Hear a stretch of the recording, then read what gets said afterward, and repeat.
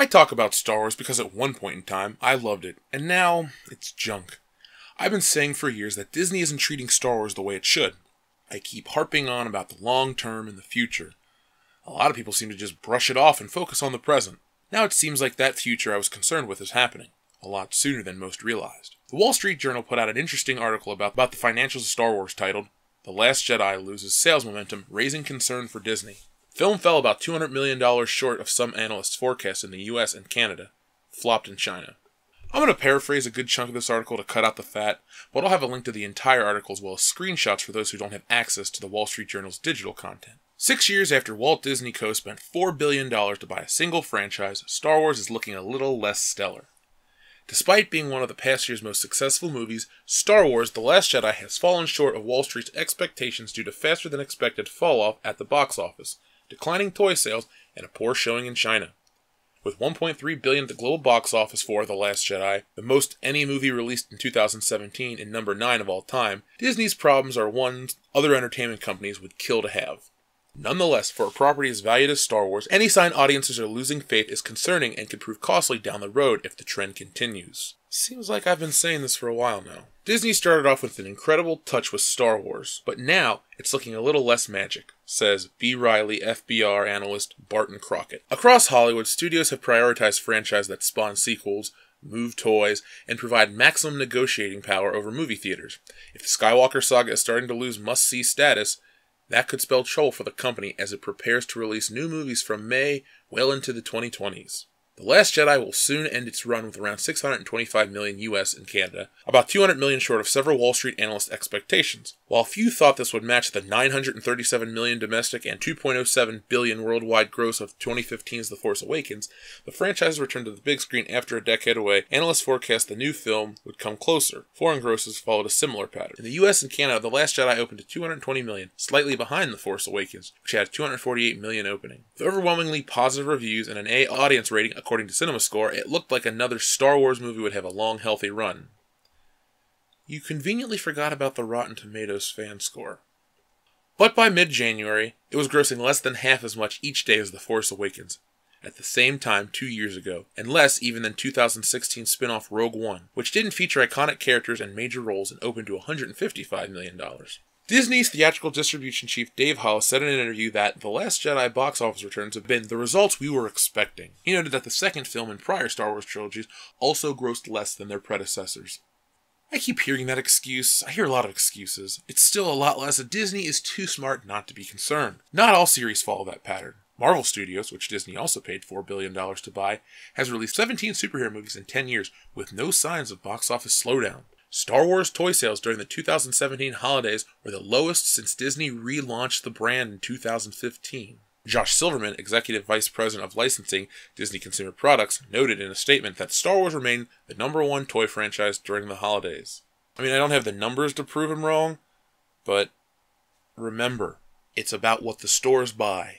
That's where these people get their sales figures. But it's also the only toy line being clearanced like wildfire to get the merchandise out of stores as quick as possible. Electronic Arts tie-in video game Star Wars Battlefront 2 is on track to sell between 10 and 12 million copies, compared with 14 million for the last installment in 2015, according to several industry analysts. This is partly due to a plan to sell virtual goods that appeared to give big spenders a competitive edge, which it canceled just before the release due to fan outcry. An EA spokesperson declined to comment. Well, greed got the best of them this time, and they're already back to microtransactions. With blockbuster grosses expected for The Last Jedi, Disney was able to demand theaters play the movie for a minimum of 4 weeks, an unusually long period. That hasn't been a problem for large multiplexes, but strange single-screen cinemas like Rodney Miller's Elder Theater of Jackson Center, Ohio, population 1,400, where screens were nearly empty later in the run. The first week was good, the second week was pretty decent, and the third and fourth weeks were a disaster, he said. I'm betting Disney won't be able to pull this shit again with Episode 9. I doubted they would with Han Solo, since it seems like they're trying to get this over with as soon as possible. It's kind of funny how they ruined their bargaining chip for future installments. Maybe they knew the film was trash, so they pulled this early. The new film's take on Star Wars mythology, in a way rebukes to the nostalgia pervasive in The Force Awakens, alienated some hardcore fans who criticized The Last Jedi online and didn't return for multiple viewings as they have prior installments. I just thought it sucked. Nostalgia be damned. Mr. Hollis said the box office take for The Last Jedi was more front-loaded than he had expected, and said the days that holidays fell on the calendar and strong competition from other films, particularly Jumanji: Welcome to the Jungle, may have impacted the January gross. Overseas, The Last Jedi grossed close to $700 million, about $180 million more than Rogue One, but $430 million less than The Force Awakens. The biggest chunk of that shortfall came from China, where The Last Jedi has grossed a weak $41 million, just one-third as much as The Force Awakens and 41% less than Rogue One. Despite aggressive promotional campaigns including pop songs and stormtroopers on the Great Wall, moviegoers in the world's most populous nation have proved less than interested in Luke, Leia, and lightsabers. They also removed the movie from cinemas in record time. Mr. Hollis said that The Last Jedi China gross was disappointing and said Disney is still digging into the reasons for potential solutions.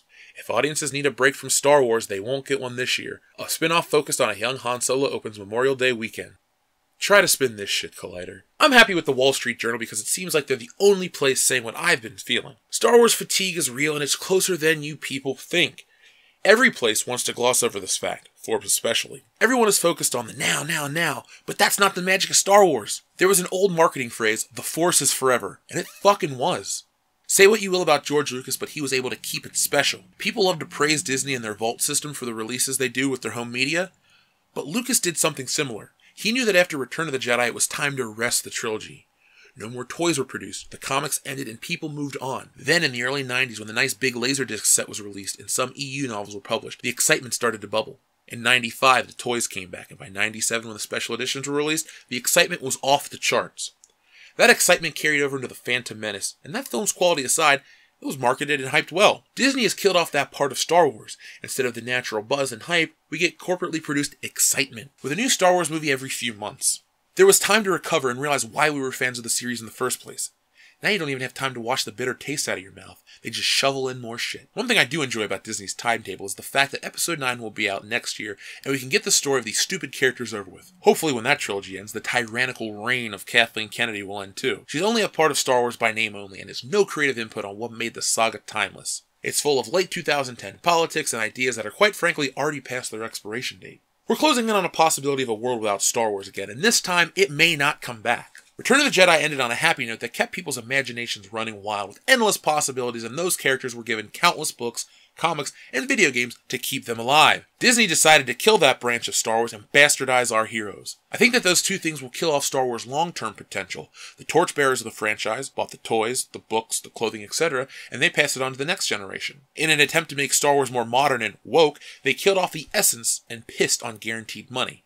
You could say that The Force Awakens disproves this, but you'd be wrong. The Last Jedi confirms this with its drop-off, the biggest of any franchise ever. It'll be interesting to see where we are with Star Wars post-2020. I'd like to take a break, clean house, and find someone to right the ship, Marvel style. I've quit reading Marvel comics because of their SJW influence, but the promise of a new direction has me excited. Maybe something similar will happen with Star Wars. One could argue Star Wars makes so much money they won't change a thing. But what seems like a huge sum of money to us may not be enough for Disney. Mark my words, an unaltered release of the original films with a 4K master, new sound, and a ton of special features will be released once Disney feels Star Wars needs to be a little more profitable and relevant. The Last Jedi touted the line, "Let the past die. Kill it if you have to." And that phrase is a little more meta than we think. In an attempt to put down the old fans once more, Lucasfilm's plan backfired, and now they have to be more concerned with their future. People have watched the videos. I've been saying this shit for months. Wall Street Journal's been saying it now, and it seems like it's actually plausible. So, I'm not Nostradamus. I don't know the future. I'm not looking for praise. All I can say is, I knew it. I could feel it. There's something tangible about the lack of hype for Star Wars. I've been saying about the fucking merchandise for months. Months. I've never seen the stuff sit on the shelves for 2+ years now, not selling. Places just aren't even ordering the new stuff. It's coming to clearance stores like Ollie's and Gabriel Brothers and Tuesday Morning and shit first. Certain waves of these toys just aren't distributed properly, and people aren't buying them when they are. Oh, I know, I'll get the people. Oh, that new wave with Jaina Solo and the face-printed Rey and all that shit. Now look, I've seen them at all my local stores. They're there. They're sitting there still.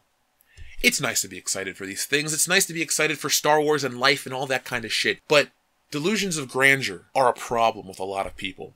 They think Star Wars is just A-okay and everyone's excited. The more Disney puts it out, the less people want it. I think it's time to just play it cool until Episode 9. But we can't. You got Han Solo, which essentially will have people pissed off and tired of it. Like I said before, you know they're going to say it's hypermasculinity and all this shit, and they're going to blame that on the movie and say, once a woman's in charge, blah, blah, blah, blah, blah, it'll be great. But a woman was the lead in Rogue One, and it made a lot less. A woman was a lead in Episode 8, and that made a significant amount of money less. But we're not going to hear that narrative spinned in the media, are we? Probably not, because it's not cool and trendy in 2018. Tell me what you think of this article. I know it was a little long, but take a look at the graph. The graph was very interesting and telling. It showed you the difference. And graphs are easier to read instead of looking at walls of text and listening to me talk about it. So look at the graph. Tell me what you think. Tell me your experiences. I know I've asked about Star Wars fatigue. I know I've talked about Star Wars fatigue. But Disney now, they know that it's real. And in a perfect world, they'd like to milk this forever. I mean, Toy Story stuff is on the shelves all the time, but they don't constantly talk about a new Toy Story TV series or this or that and the other. Star Wars is just too much all the time. It's not special. It's not sexy. It's nothing anymore. It's just lame. So that's all I have to say about that. Very happy that the Wall Street Journal's saying it. Normally don't read a lot of Wall Street Journal articles because they're hidden behind a paywall, but a fan sent me the article, and I thought, this confirms, or at least furthers what I've been saying for a long time. So, I'll be back this week with more content here on the channel. If you like this video, make sure you give it a thumbs up, share it, subscribe to the Facebook page, subscribe to this channel, subscribe to our Reddit now. We have a Reddit page. We have all kinds of stuff. But if you really want to help the channel, subscribe to our Patreon, because for $1 a month, or just 17 cents a day, which equals $5 a month, you can help the channel grow. We've had tons and tons of people show interest, and it's a really exciting time to be a World Class Bullshitters fan, because we give you hours of content each week. I think we gave you 4 hours of exclusive stuff only for Patreon. So patreon.com/worldclassbs. Join up, get all kinds of access to Star Wars commentaries and great things that are never going to hit this YouTube channel. Thanks for watching, and I'll see you next time.